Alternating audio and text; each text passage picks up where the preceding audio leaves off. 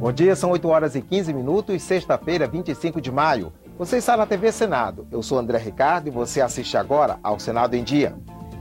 Na CPI do Cachoeira, 2 acusados ficam em silêncio e o terceiro se limita a ler texto de defesa. Supremo abre sigilo parcial de documentos das operações Vegas e Monte Carlo. Presidente Dilma Rousseff tem até hoje para decidir sobre possíveis vetos ao novo Código Florestal. E Código Penal deve ter penas mais rigorosas para crimes contra direitos autorais. Agora, no Senado em Dia. A CPI do Cachoeira se reuniu ontem para mais 3 depoimentos. 2 suspeitos de fazer espionagem para o contraventor seguiram o exemplo de Cachoeira e ficaram em silêncio. Outro acusado se limitou a ler um texto. O primeiro a depor foi o ex-presidente da Câmara de Vereadores de Goiânia, Vladimir Garcês. Ele está preso há 86 dias no presídio da Papuda, em Brasília. Garcês falou durante 15 minutos. Sem mandato eletivo, fui contratado pela empresa Delta para prestar assessoria ao diretor regional Cláudio Abreu. E por isso ganhava em torno de R$20 mil. Também assessorava o senhor Carlos Augusto de Almeida Ramos nos seus negócios e na sua empresa de medicamentos Vitapam. E ganhava por isso R$5 mil. Mas disse que era apenas um consultor. Agi ilicitamente fazendo contatos e apresentando pessoas, aproximando, mas não pratiquei qualquer ato, delito, nem qualquer crime. O ex-vereador também admitiu que comprou uma casa do governador de Goiás, Marconi Perillo, paga com cheques do diretor da construtora Delta. Fiquei com medo de perder o negócio. Eu não podia conseguir o dinheiro e ficar com a casa ou vendê-la por um preço maior e ganhar algum. Então pedi ao Cláudio, meu patrão, e ao Carinha que me emprestasse o valor de R$1.400.000 para eu repassar ao governador. Ofereci ao professor Walter Paulo, que ficou de pensar. Não consegui vender por um valor maior. Mas ele negou que tenha feito a compra para Carlinhos Cachoeira. A esposa do contraventor morou na casa. Eu pedi ao professor Walter essa casa emprestada até que a casa e a reforma da casa da senhora Andressa ficasse pronta. No início da reunião, os parlamentares decidiram que suspenderiam os depoimentos se os investigados se recusassem a responder às perguntas. Mas como o Vladimir Garcês falou espontaneamente sobre as denúncias, os integrantes da CPI decidiram insistir no interrogatório. A estratégia não deu certo. Na tentativa de questionar Garcês, o relator fez perguntas sobre o relacionamento do investigado com o governo de Goiás, do PSDB. O senhor pediu algum empresário amigo de Carlos Cachoeira que financiasse a campanha de Perillo? Gostaria de permanecer em silêncio. A oposição acusou o deputado Odair Cunha de direcionar a investigação para atender a interesses governistas. Não vi uma única pergunta do senhor relator voltada para a organização criminosa no que tange ao envolvimento da Delta Nacional, ao governo do Distrito Federal e demais ministros e secretários de Estado do Distrito Federal, referidos claramente nas gravações. Fiz as perguntas que achei devidas. Agora, se ele pertence aos quadros PSDB, não é minha responsabilidade. Os outros 2 depoimentos eram de Hidalberto Matias, o Dadá, e de Jairo Martins, suspeitos de coordenar um esquema de espionagem para Carlinhos Cachoeira. Eu vou usar o meu direito constitucional de permanecer em silêncio. Quero informar o senhor que eu vou fazer o uso do meu direito constitucional e vou permanecer calado, não respondendo a nenhuma das indagações. Então o senhor está liberado dessa sessão. Alguns parlamentares ainda tentaram aproveitar a sessão para votar os requerimentos de quebra dos sigilos da construtora Delta Nacional e de convocação dos governadores Marconi Perillo, de Goiás, Agnello Queiroz, do Distrito Federal, e Sérgio Cabral, do Rio de Janeiro. A votação dos pedidos foi adiada para terça-feira. Nós vimos um acordo aqui construído pelos grandes partidos. Um acordo baseado no medo de investigar a Delta, no medo de convocar os governadores. O PSDB, o PMDB e o PT se recusam a deixar aprovar a vinda desses governadores. Vamos ver terça-feira qual será a desculpa. É um acordo de procedimento, não é acordo em relação a quem deve vir e a quem não deve vir.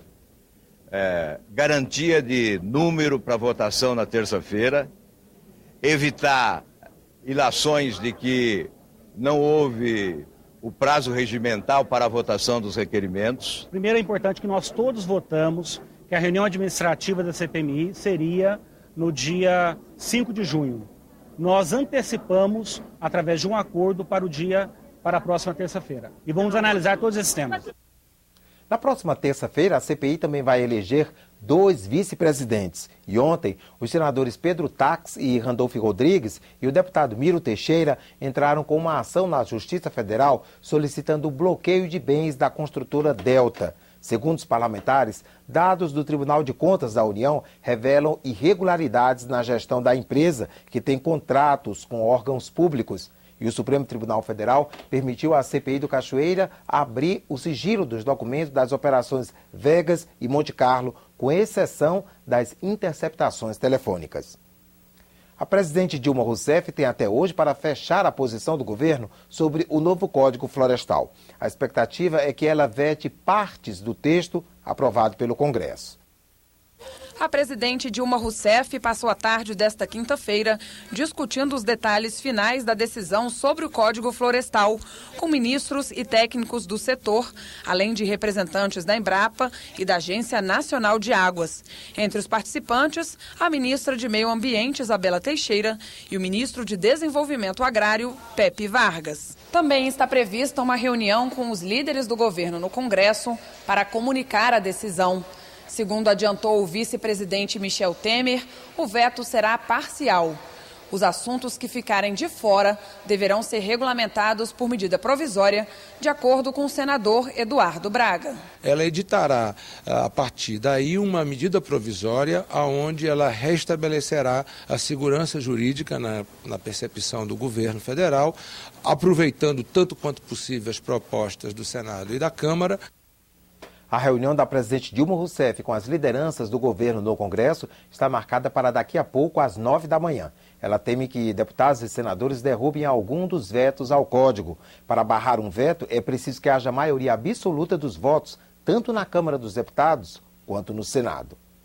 Os crimes contra direitos autorais devem ter penas mais rigorosas. A mudança vai ser proposta pela comissão de juristas que prepara a reforma do Código Penal. Eles também aprovaram a criação de 2 leis para punir quem desrespeitar os povos indígenas. Os juristas voltaram a discutir os direitos dos índios. Desta vez, a comissão decidiu acrescentar 2 leis específicas para punir crimes contra os povos indígenas. Quem incentivar índios a ingerir bebidas alcoólicas ou desrespeitar os costumes e ritos das tribos poderá ser punido com até 2 anos de prisão. É um momento histórico, porque nós aprovamos, numa jornada passada, normas protetivas aos índios quando acusados de crimes. E hoje nós estabelecemos normas protetivas dos índios quando o crime é contra eles. A pena não é severa, mas o indicativo é de que são condutas que podem colaborar para até a destruição de comunidades indígenas. A proteção dos direitos autorais ocupou boa parte da reunião. A violação deles pode levar à prisão por até 2 anos. A comissão também aprovou penas mais severas para quem fraudar licitações, principalmente aquelas que destinam bens e serviços para as áreas de saúde, educação e segurança pública. Que são bens essenciais e que merecem uma reprovação um pouco maior do que os crimes cometidos em licitação de outra espécie ou de outra órbita.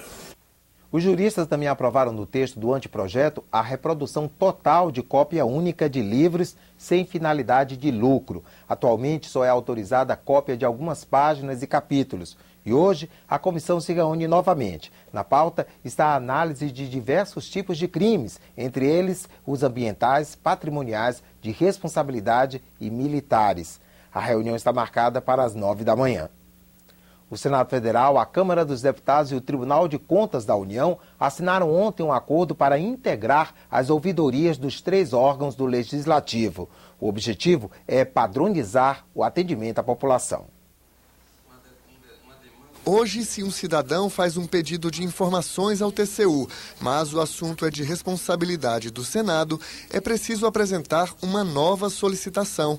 Pelo acordo, as ouvidorias ficam interligadas e podem encaminhar pedidos de informação de uma para outra. Os órgãos também podem realizar seminários nacionais e internacionais e editar publicações. O acordo que ora se celebra visa a estruturação e a funcionamento da rede de relacionamento das três casas do Congresso Nacional. Este, a meu ver, é o ponto de partida para o estabelecimento de um grande sistema de ouvidorias do Poder Legislativo. É oportunidade relevante para conhecer e compartilhar valiosas experiências capazes de aperfeiçoar o serviço de ouvidoria dentro da nossa Casa Legislativa e dar um atendimento mais efetivo às demandas do cidadão brasileiro. Em menos de um ano, a Ouvidoria do Senado recebeu mais de 1.500 mensagens. São sugestões, críticas, denúncias e elogios sobre a atuação da Casa. Com a integração das ouvidorias, a participação da sociedade deve aumentar. Uma parceria estratégica entre as nossas ouvidorias e, ao mesmo tempo, nesse trabalho de sinergia, melhorar, aprimorar os nossos trabalhos, trocando experiências e buscando unificar um modelo de procedimento que possa ser cada vez mais melhor para as nossas casas e também a serviço do povo brasileiro.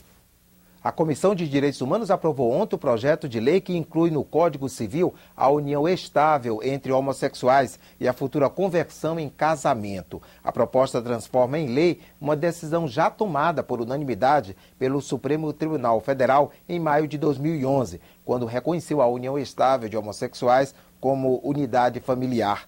A matéria será agora analisada pela Comissão de Constituição e Justiça e depois segue para o plenário. A Comissão de Agricultura e Reforma Agrária discutiu ontem a necessidade de atualização da lei que regula as cooperativas. A legislação atual tem mais de 40 anos.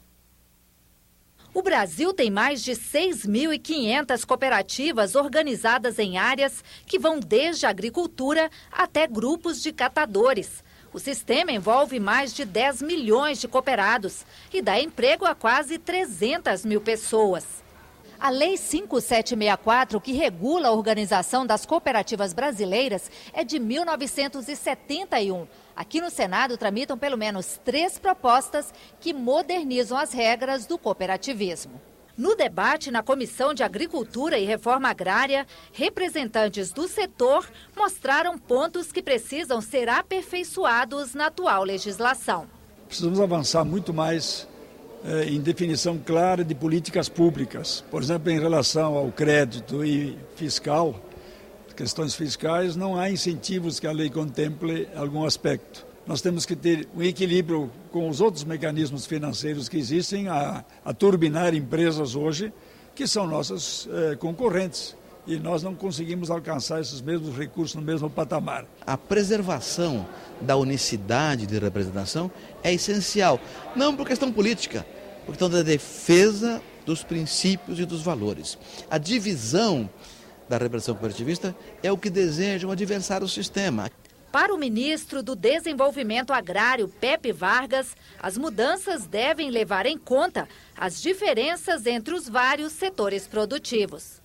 O sistema cooperativo já cumpre hoje um papel econômico e social fundamental no Brasil, tanto no que diz respeito ao cooperativismo de crédito, como ao que diz respeito ao cooperativismo de produção, na área de serviço, enfim.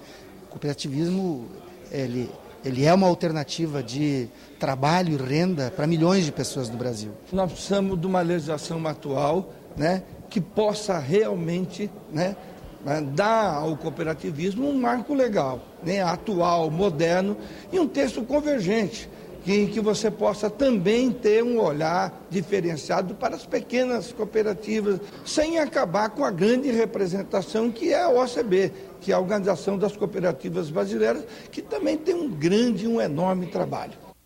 E hoje, às 14h, a Comissão de Agricultura realiza seminário na cidade de Ji-Paraná, em Rondônia. Senadores e convidados vão debater a introdução de novas tecnologias produtivas, além de ações do governo, como assistência técnica e extensão associadas ao crédito para o desenvolvimento sustentável do campo.